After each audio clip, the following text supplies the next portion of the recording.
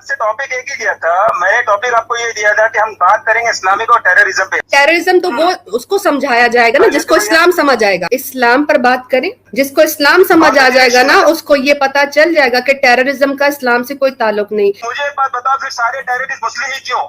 अच्छा, सारे टेररिस्ट मुस्लिम ही आपके क्यों? इमाम ने जवाब दिया ना बीबीसी को। बीबीसी का इंटरव्यू था, मार्क टेनिंगटन नाम था उसका। मार्क टेनिंगटन के साथ उसका जो है वो इंटरव्यू है।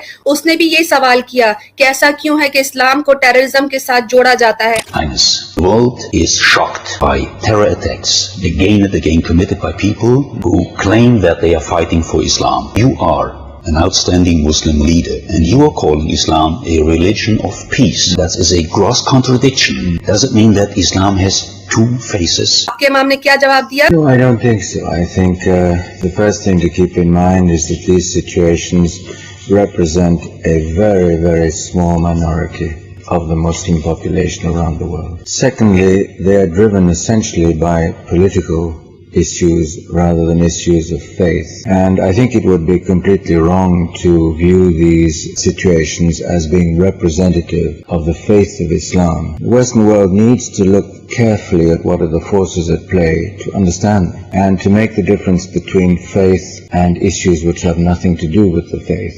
We as Muslims would be expected to apply the same questions to situations such as Northern Ireland. If I as a Muslim came to you and said, well, what has been happening in Northern Ireland is an equitable representation of the Catholic faith of the Protestant faith, you would look to me and you would say you're uneducated. तो आपके इमाम को नहीं पता इस्लाम जो है वो terrorist group है, मुसलमान सारे टेररिस्ट होते हैं। वहां तो आपके इमाम जो है वो सबको क्या कहते हैं दरस दे रहे हैं कि इस्लाम का टेररिज्म से ताल्लुक नहीं। और यहाँ पे भक्त, अंधे भक्त जो है वो मुसलमानों से पूछ रहे हैं कि तुम लोग टेररिस्ट हो। तुम लोगों को यही सिखाया जाता है कि मुसलमान ना बनना, आका खानी बनना, क्योंकि मुसलमान जो है वो टेररिस्ट होता है। हिंदू भी हमारे ऊपर यही इल्जाम लगाता है कि इस्लाम एक टेररिस्ट और आतंकवादी मजहब है। और नहीं हो, नहीं कहा कि सारे मुसलमान ही टेररिस्ट है। अगर तुम्हें पता है कि मुसलमान टेररिस्ट सारे नहीं होते तो फिर ये सवाल करने का क्या मकसद था?